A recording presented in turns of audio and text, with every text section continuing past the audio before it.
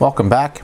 In my last video, I took the car stereo and amplifiers, actually the entire sound system, out of my PT Cruiser because I'm intending to sell it, and I said that I needed to put a radio back in its place.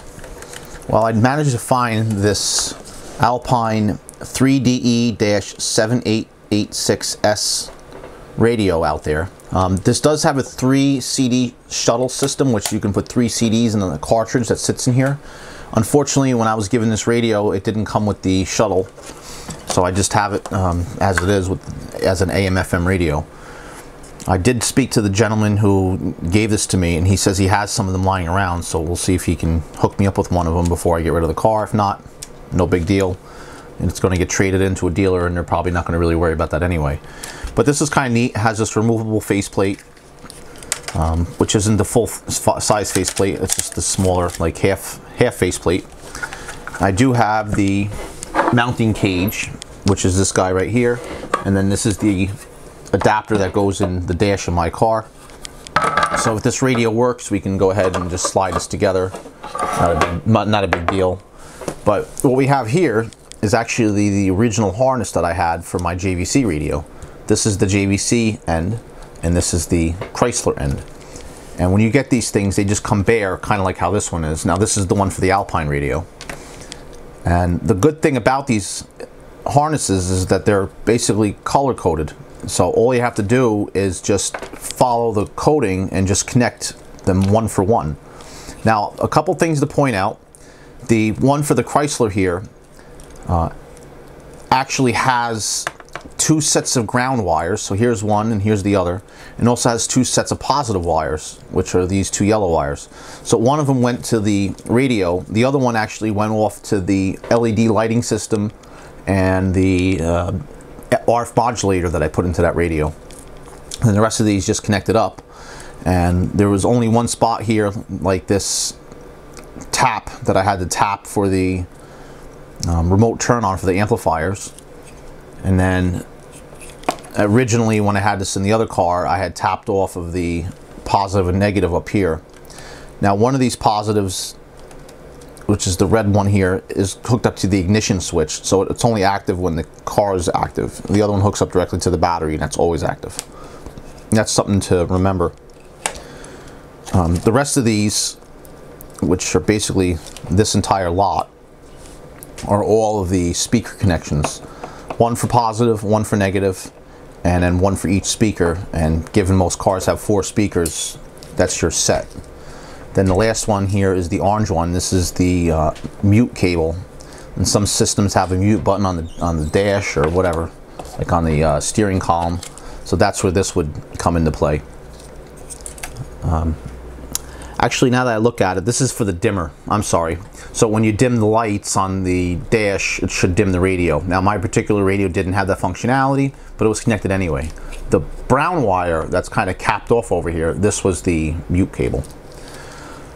So at any rate, what I have to do is first test out this head unit just to make sure it works.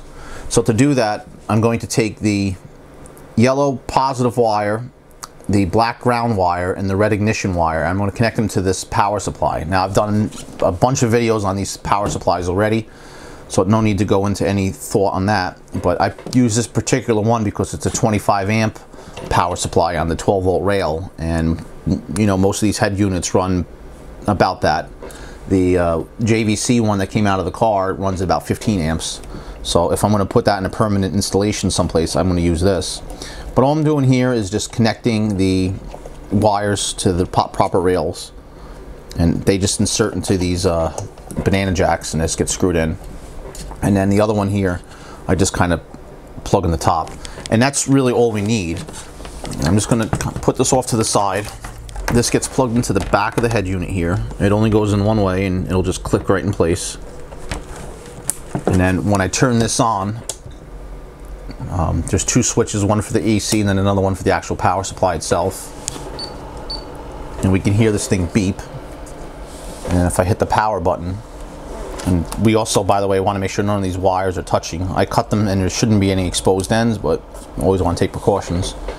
If I hit the power button here, you can see we have a little red light, and then You can see the display lights up. What this thing is doing right now is it's just going through and scanning through all the active channels, and it's going to add them to memory. Now, I did look online. There is a book for this that I managed to get, and when we shut this off here and take the faceplate off, it mentions after you install it, there's a little push button in the back here that you have to use a pen or a pin or something, and that kind of resets it. So once I get this installed in the car, that's what I'm going to have to do. But you know, I can verify that it's pretty much working at this point. I could hook speakers up and test it, but I'm pretty confident it works. And like I've mentioned in the previous video and part of this video, this thing's getting traded in. I'm not going to get a whole lot of money for it, so I'm not really terribly concerned that this thing works or not. I just want to have something there. So with that, I'm going to go ahead and shut this power supply back off. Disconnect the wires since we're not going to need them anymore. We'll just get this right out of the way. Disconnect the harness here. There's a little push tab, and just hold it in and pull it out. And we're going to go to the new harness, or the original harness here.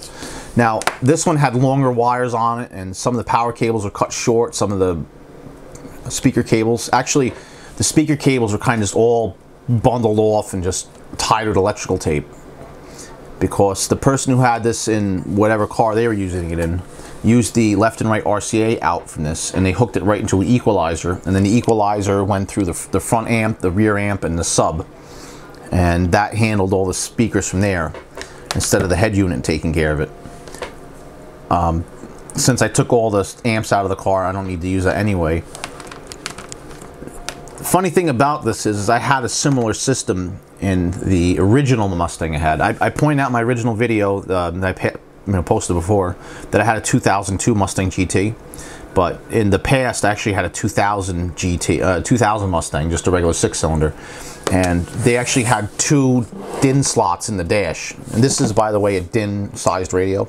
So can you imagine having one of these and then another one above it? The top one was a radio with a cassette, and the bottom one was a 3 CD in-dash changer.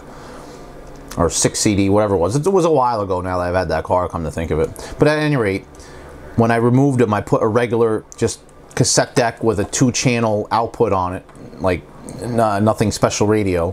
And then below it I had an equalizer, and that did the same thing. I had 3 amps, front, rear, sub, the whole 9 yards.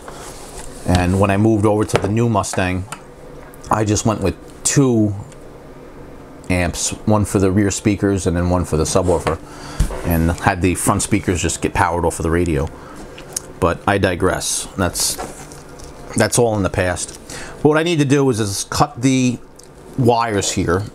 These all have been heat shrinked and soldered. This is my preferred method of doing these because this makes a perfect connector in my opinion. There are some places and there are some radios that you can actually buy adapters that already have, you know, like the Alpine end and the Chrysler end, or an Alpine and Ford, or, you know, you get the idea, already set up. So you don't have to go through the process of doing this. They're just a shorter little cable.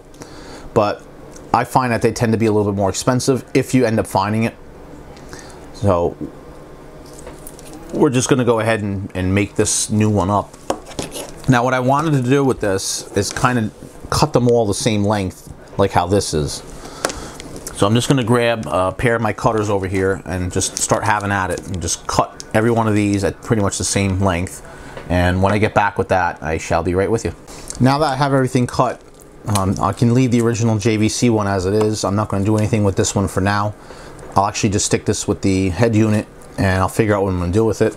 I do have a couple ideas for it. I'm either going to build it into a box and use it in my shed with a power supply hook to it, or I'm going to ask my brother, maybe he might want it. He has a Dodge, I forget which car it is. He has a Dodge car, pretty new, but it has the same size opening that my Chrysler had. So, you know, I'm pretty sure we could just go ahead and throw this right in it, but we'll see if he wants it or not.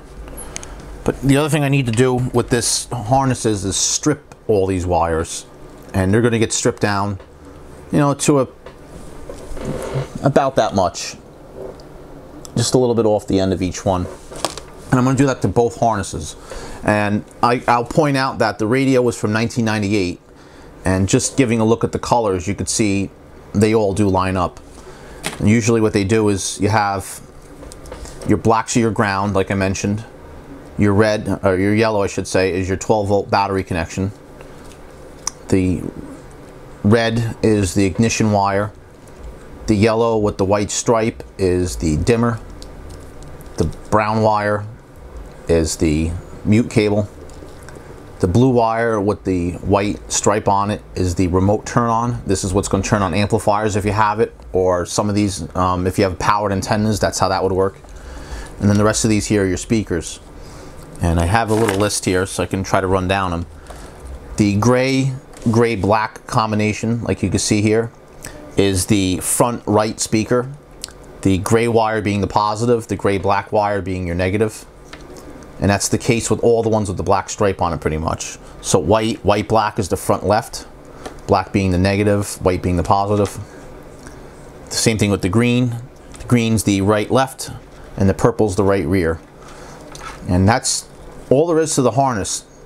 You won't be able to see it on the camera because it's kind of hard to even see by the eye, but they actually have the wire marked with which speaker or which connection it belongs to. So a good harness should have that, which is really nice. And then, you know, it's the same exact colors on the radio end of the harness. So what needs to happen now is all these wires, like I said, needs to get stripped. I have to get heat shrink tubing and cut, you know, a certain length of each one, and just slip them over one of the wires and make sure each one has one of those wires, you know, those pieces of heat shrink on it. And then I'm just going to fire up my soldering iron, twist the ends together, and solder one individually, each one. And then when I'm done, I'll have a nice harness here. And then any wires like the mute cable, for example, or the dimmer, which one, this doesn't look like it has a dimmer connection, they're just going to get capped off with a little piece of heat shrink. And then what I usually do with that is so I put the heat shrink on and I leave a little piece over the end of it, like you can see here, and then I just crimp it while it's hot with my pliers, and that just seals it up. And then I usually just coil that one up and just leave it. I could tell you on the Alpine end, the pink one here is the audio interrupt, which is, I guess, is like a mute cable.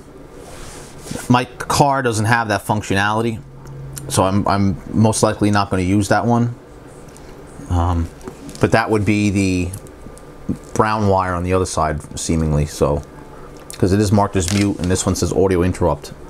Now that's probably one of the variations between the older radios and the newer ones, is they just, you know, fix the naming scheme, but the colors, as you can see, are the same. So I'm going to go ahead and do all that. It's really kind of boring to watch it. There are a lot of connections to make here, so it's kind of just a tedious thing. I can show you a bit of the method involved. I'm going to use my helping hands here, and what I'll end up doing is for example, the ground wire, I'm going to put one end in here and put the other end in here, and we'll get the ends to connect like that, and this is going to hold those in place while I solder them, and I'm just going to make sure they're twisted up. So you want to make sure you have a physical connection as well as a good hard solder connection as well. And I'll be using my Hakko FX888D soldering iron because I find that to be a great soldering iron, and I should be able to just buzz right through this. You know, other irons I've used in the past were not the best iron. Like I've used just like a regular Radio Shack Special, and it does the job, but you know, when you have the right tools, it makes the job go by a lot smoother. So I'm going to go ahead and cut the video here, and when I come back, we should have this all put together. Well, I got all the wires on the harness connected here.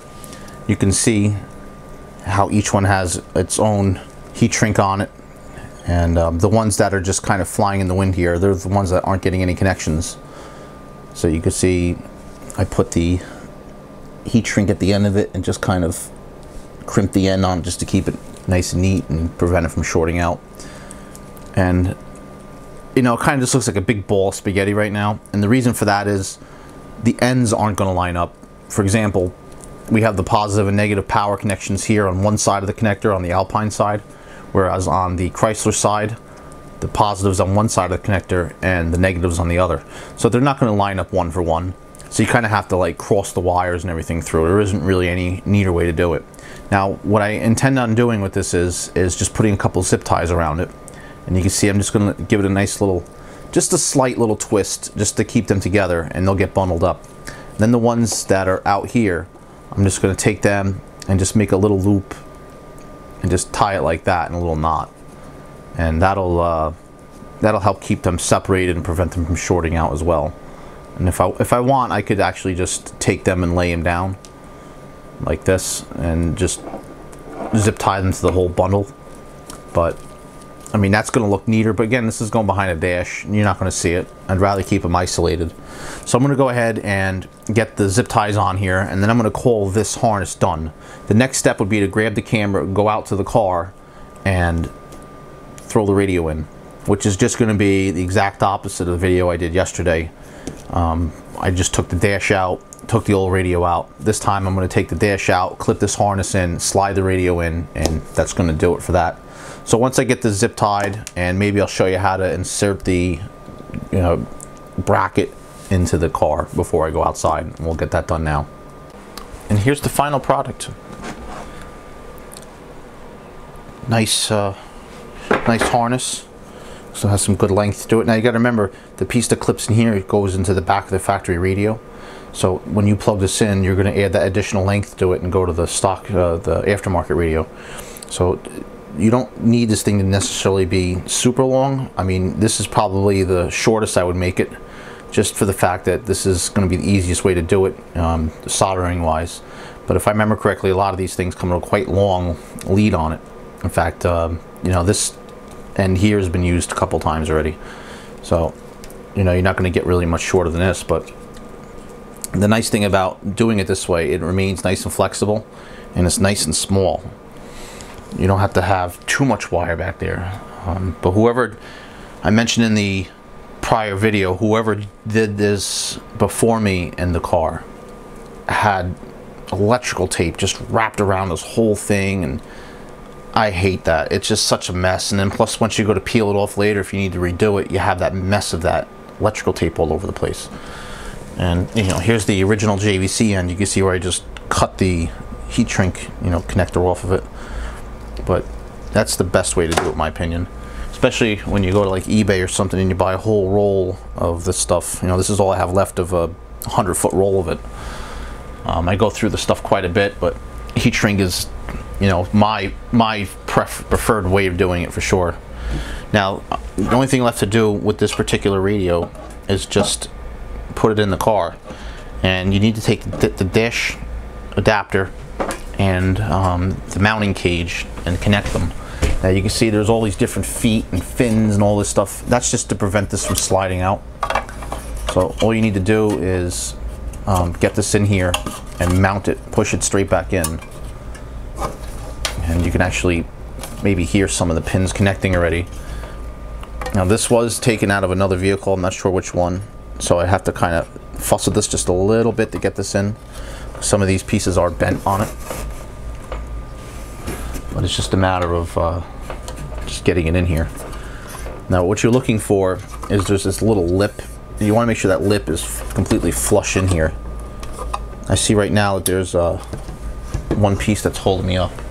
Unfortunately, it looks like I left my flathead screwdriver outside or somewhere else. So I'm going to have to find another way to squeeze that in there, maybe a pair of needle nose pliers or something like this. But we're just looking to bend that tab. There we go. So this can go all the way in. And then once you get it there, you can push these little fingers up into position. And you can see over here, they're just going to push up and just kind of sit up against that plastic in there. And some of them are longer than others. They do this for a reason. That way they all kind of work for you. And then there's even like little pins like this. You can switch over to a pair of flat nose pliers. They just kind of push up like that. The tighter you get this, the more secure it's going to be, obviously. So that's not hard to do. You just got to get it just right. Maybe you can grip the plastic like this. So that's what you're looking to do all around this thing. Now the bottom on this, I have to tell you, is kind of hard to do because there really isn't much of a lip to grip. So it's pretty much going to be the two sides and the tops that's going to hold this in the most. And then once the radio slides in, this thing just gets screwed in with the 4 screws here in the corner. And that's all there really is to doing a car stereo. I mean, it's not terribly difficult. Now, it depends obviously on which car you're doing. The more modern the vehicle is, the harder it's going to be. because the more features, you know, that integrate into this radio, like buttons on the steering wheel for your volume or mute, or, you know, functionality like camera systems or navigation systems or any of that fun stuff. So always do the research before you even buy any of the stuff or start taking your dash apart, because you could find out that, you know, your car just doesn't have the capability of having a stereo system installed in it.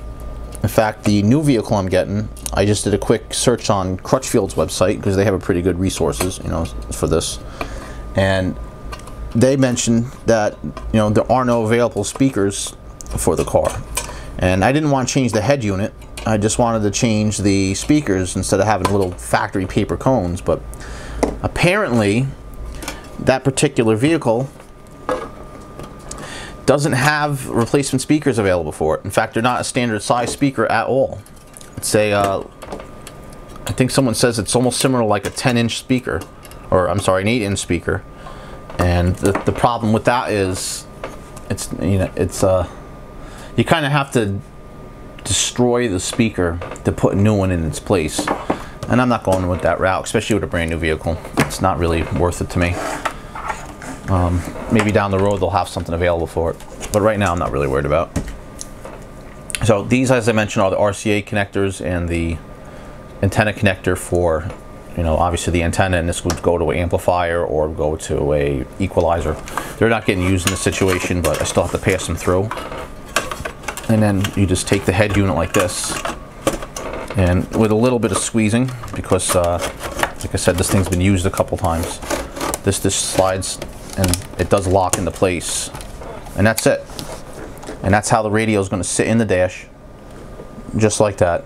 And, you know, you could also go back here and, oh, wrong harness, this is the one we want. You can just go ahead and plug this right in the back of the radio, so we're all set to go. Now the only thing I have to do, like I said, is go out to the car, plug this in, plug the antenna in, throw this behind the dash, slide this in, screw it in, and test it out. Set the clock, radio, do all that stuff. Now what I'll do is take my tablet out with me, since I have Wi-Fi access out in the driveway, and I'll pull up the manual on there and just get that set that way. It is kind of dark outside right now, so I'm going to take the camera out there. I do have a light on it. There's lights in the car. I'm not sure how good the footage is going to come out. If it's not that great, then there's a good possibility I'll just reshoot this tomorrow when it's daylight out. If not, well, then you'll see the footage from tonight. So let me gather some tools and I'll go out there and I'll be right with you. As mentioned in yesterday's video, this pops straight off. I have to remove these 4 knobs, take this control panel off, which is for the windows. There's a single screw behind it, and then this entire console pops straight off. I'm going to go ahead and do that.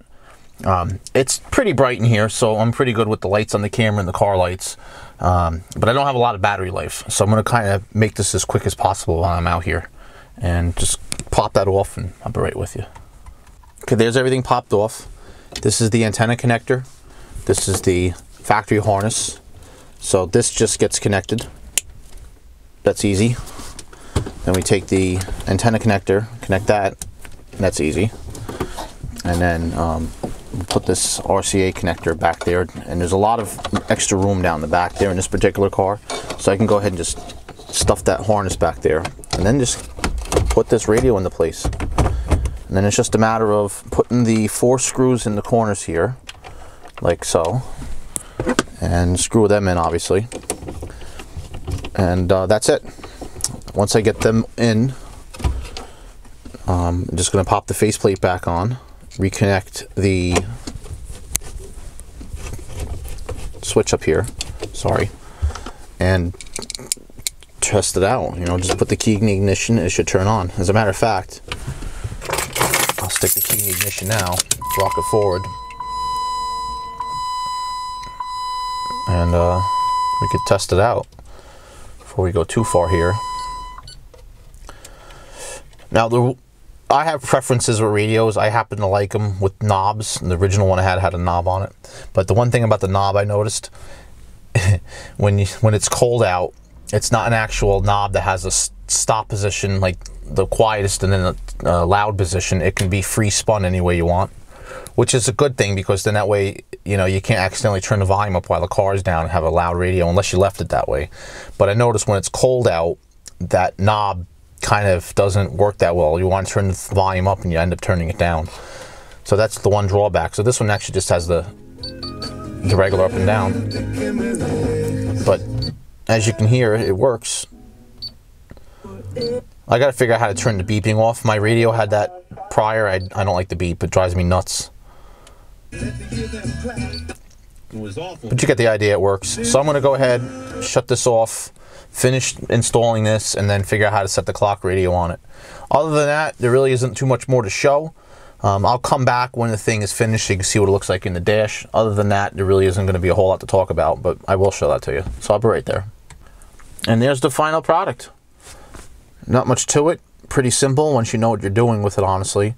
It was actually a lot harder taking all the stuff out and running all the wires. Once you start getting involved in amps and placement and speakers, and there's more panels to pop off. This is just a center console. So if you were just doing a regular radio like this, it's easy.